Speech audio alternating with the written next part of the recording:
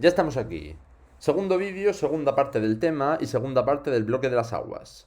Después de haber visto los factores que condicionan los ríos y su caudal o fuerza erosiva, lo que son las cuencas y vertientes, y las tres grandes vertientes hidrográficas, ahora vamos a analizar algo más en detalle los ríos a nivel interno a través del estudio de su caudal y lo que llamaremos su régimen fluvial. Después cerraremos el bloque del agua comentando otras fuentes de agua de la península ibérica. Vamos a por ello. Como de costumbre, empezamos por los conceptos básicos. El caudal, como imagino que nos sonará, es la cantidad de agua que lleva el río, o, dicho de forma más concreta, la cantidad de agua que pasa por un punto del río en un momento o segundo concreto, ya que el caudal va continuamente variando de acuerdo al lugar del río en el que estemos, la época del año, si llovió en alguna zona del río hace relativamente poco, continuas variaciones de caudal en cualquier momento y lugar por unos u otros motivos. El caudal no depende solo del agua que puedan aportar la lluvia o los afluentes, sino también del tamaño de la cuenca hidrográfica y por supuesto el tamaño y la profundidad del cauce de ese río. Por eso también tenemos el caudal relativo, que es la relación entre el caudal, la cantidad de agua media, y la superficie de esa cuenca. La zona más caudalosa del río, por regla general, es la desembocadura, porque se supone que al ser el tramo final ya ha recibido el aporte de agua de todos los afluentes que tenga en el camino, además de lo que haya llovido durante el recorrido del río. A no ser que en ese recorrido se haya perdido demasiada cantidad de agua por evaporación o infiltración al subsuelo, en cuyo caso pues la zona más caudalosa estaría antes. Como ya hemos señalado, el caudal no es algo regular a lo largo de todo el año. Presenta irregularidades en forma de crecidas o estiajes que corresponderían con etapas del año de mayor aporte de agua y etapas más secas o de sequía. Lo más fácil para entender esto es pensar en la lluvia, más agua en las estaciones lluviosas y menos en la estación seca, aunque debemos de considerar otros elementos más allá de la lluvia, como ahora veremos. El caudal del río lo estudiamos mediante gráficos que nos muestran lo que denominamos régimen fluvial. Viene a ser un gráfico que estudia el comportamiento medio del río a lo largo del año, viendo la evolución de su caudal durante los meses. Esta es una fuente que debemos aprender a comentar, cosa que, como de costumbre, haremos en clase, pero vamos a ir definiendo qué tipos de régimen podemos tener. Para ver el régimen de un río, la pregunta que debemos hacernos es ¿de qué se alimenta principalmente ese río para llevar agua? Como ya he dicho, lo primero que nos vendrá seguramente a la cabeza es la lluvia. Los ríos cuyas aguas provienen sobre todo de la lluvia pertenecen a un régimen pluvial. En estos casos veremos que el máximo caudal se da en otoño y en primavera, las estaciones de lluvia, y el menor caudal o mayor estiaje se da en verano, estación seca donde no llueve y encima hay más evaporación por culpa del aumento de la temperatura, cosa que también hay que tener en cuenta. Pero los ríos no solo llevan agua de lluvia, hay ríos cuya agua proviene de la nieve y el hielo, lo que significa más agua en primavera cuando acabe el invierno y empiece el deshielo, o verano, que es cuando hace más calor, y menos agua en invierno, cuando la congelación retenga el agua y reduzca o elimine ese aporte. Este régimen es de tipo nival.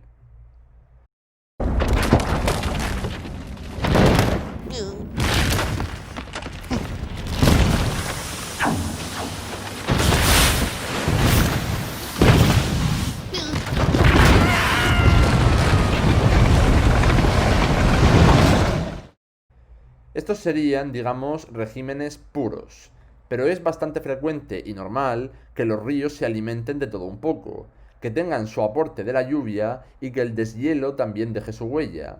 Por eso también tenemos régimen de tipo mixto, un régimen en el que lluvia y hielo jueguen su papel. Estos modelos mixtos pueden ser de dos tipos dependiendo de cuál de los dos elementos, lluvia o hielo, aporten más al río. El régimen pluvionival es aquel en el que la aportación de la lluvia es mayor que la de la nieve, mientras que el nivopluvial es al contrario. La nieve y el hielo al fundirse aportan más agua que la lluvia.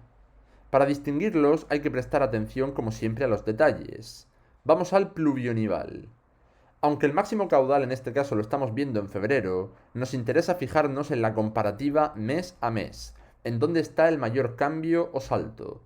Y si nos fijamos, la crecida más considerable del caudal está en otoño, la estación más lluviosa. Lo que ocurre es que como venimos del verano, pues venimos de la etapa de menos caudal y llenarlo lleva su tiempo. Por eso digo que no nos fijemos solamente en las etapas de máximo o mínimo caudal, sino en las etapas de mayor crecida o de mayor estiaje o pérdida de caudal. La primavera suele ser una estación destacada porque se juntan el deshielo tras el invierno y la lluvia de primavera, que también la hay. Eso nos sirve para saber que el río se alimenta de las dos cosas, pero teniendo en cuenta que la mayor crecida es la del otoño, pues pluvionival. La aportación de la lluvia gana. En el nivopluvial ocurre lo contrario.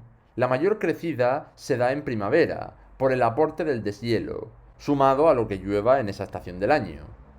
En otoño también hay crecida, así que también hay aporte de agua de lluvia, pero esa crecida ya no es tan destacada como en el caso anterior. Otro rasgo importante que nos permite ver si la nieve es más importante o no está en el invierno. Si es un río que se alimente en gran medida del deshielo, es normal que en invierno haya bajada del caudal debido a la congelación. Por tanto, estudiar el régimen de un río es ver los rasgos que nos permitan distinguir de qué se alimenta, si de lluvia o de deshielo. Y si vemos rasgos de ambas cosas, ver cuál tiene más peso, cuál aporta más. Estos caudales siguen unos ciclos más o menos regulares. El problema es que hay casos concretos donde el caudal es tan irregular que sus gráficos también son igual de irregulares, con muchos picos. Por ejemplo, en el área mediterránea. Como somos una zona de mucha sequía, pero también de lluvias puntuales y violentas, el resultado son picos según cuando caiga el chaparrón de turno y cuando lleguen esas sequías prolongadas. Para cerrar el capítulo ríos, simplemente comentar un par de rasgos de Baleares y Canarias. Son zonas de no demasiada agua, como sabemos, con arroyos de poquito caudal, y presencia, especialmente en Canarias, de acuíferos de los que se alimentan esos arroyos y torrentes. Zonas de pendiente que, como decíamos, solo llevan agua cuando llueve, agua que excava el terreno con fuerza, y que son elementos que ya introdujimos cuando estuvimos hablando del relieve de estas islas. Y ya nos alejamos de ese elemento principal que son los ríos para adentrarnos en el resto de recursos hídricos de la península, que debemos conocer, pero no nos detendremos tanto en ellos. Lo primero de todo son las zonas húmedas, superficies, por regla general, hundidas, que sirven de depósito de agua que se va acumulando por lluvia, agua de ríos o acuíferos de la zona. Estas zonas húmedas pueden ser lagos, posiblemente la forma por excelencia, o humedales, más pequeños. Pero en resumen estamos hablando de hundimientos del terreno rellenos de tierra y agua. Los humedales son de poca profundidad, tanto que en algunos casos son intermitentes, se van llenando o secando según el aporte de agua. Aquí metemos formaciones que ya nombrábamos en el primer tema de la asignatura: lagunas, deltas, albuferas, salinas. Son zonas de mucha importancia biológica, ya que las aves paran en ellas durante sus migraciones. Además, también es una zona de especies autóctonas que están adaptadas a ese punto intermedio entre lo acuático y lo terrestre, ya que hablamos de masas de agua con capas de sedimentos en mayor o menor medida. Recordad cuando veíamos en el primer tema cómo se formaban las albuferas y las marismas.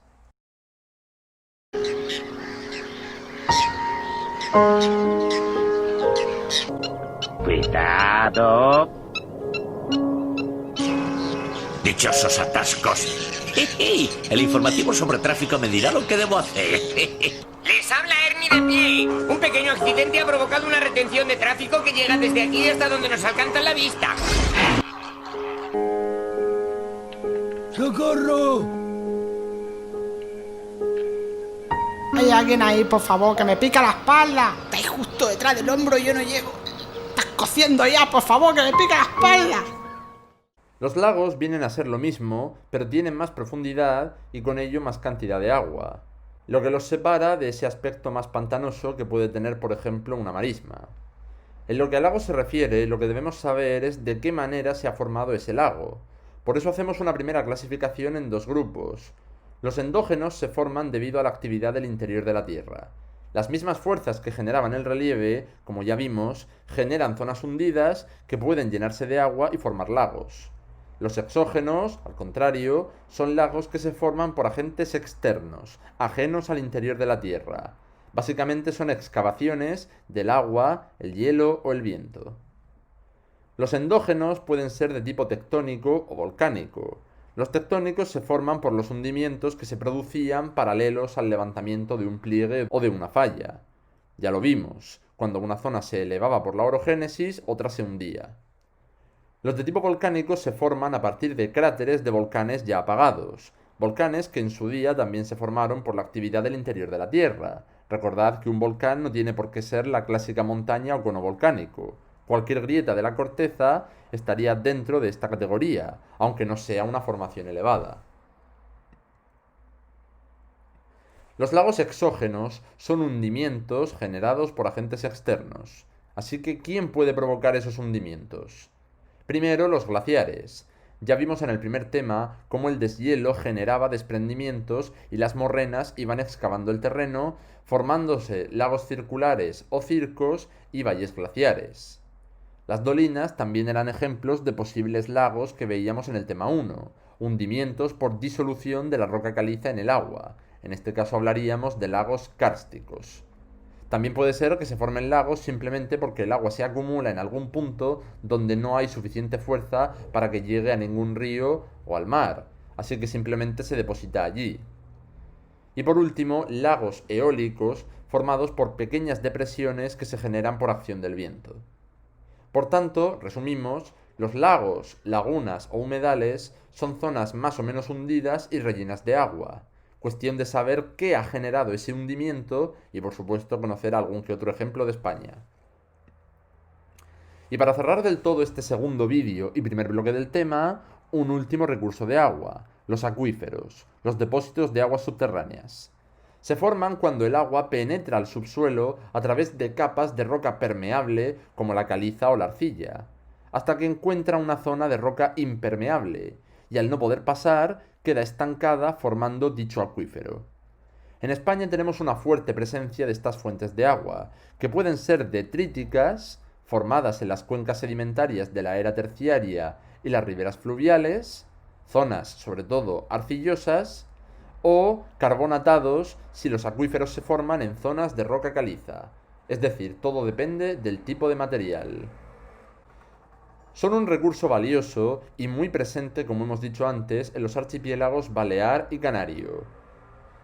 En la península disponemos de cerca de 1000 acuíferos, aunque hay un importante riesgo de agotamiento por sobreexplotación. Pero vamos, que es una pena porque... ¡Ay! ¡Agua! ¡Agua! ¡Lo conseguí! ¡Lo conseguimos! Mira cómo se come ahora el plural. Por eso, por Dios, ¿me vais a negar el jardín? Mete el tubo de PVC que yo enrosco la manguera. Y ya cerramos el vídeo. Hemos terminado el primer bloque del tema, que serían las aguas. Un bloque para conocer todas las masas de agua de las que nos beneficiamos en la península, en especial los ríos y sus características de acuerdo a su relación con otros elementos que ya hemos trabajado, como el relieve, el tipo de roca o el clima. Vuelvo a decir la importancia de estudiar este tema de forma muy conectada con los anteriores para que nos ayude a entenderlo, a repasar las unidades ya vistas, y por supuesto porque nos pedirán saber explicar este tipo de conexiones entre temas, cosa que también vamos a ver en el siguiente bloque, la vegetación, muy ligada al clima. Aunque eso lo iniciaremos en el siguiente vídeo. Recordad el valor de nuestras fuentes de agua, muchas de ellas limitadas o condicionadas por un clima amenazado por problemas como el cambio climático. Eso sin contar la contaminación de masas de agua, temas que ampliaremos en la unidad 4. En resumen, valoremos, respetemos y cuidemos nuestras aguas. Empezamos vegetación en el siguiente vídeo.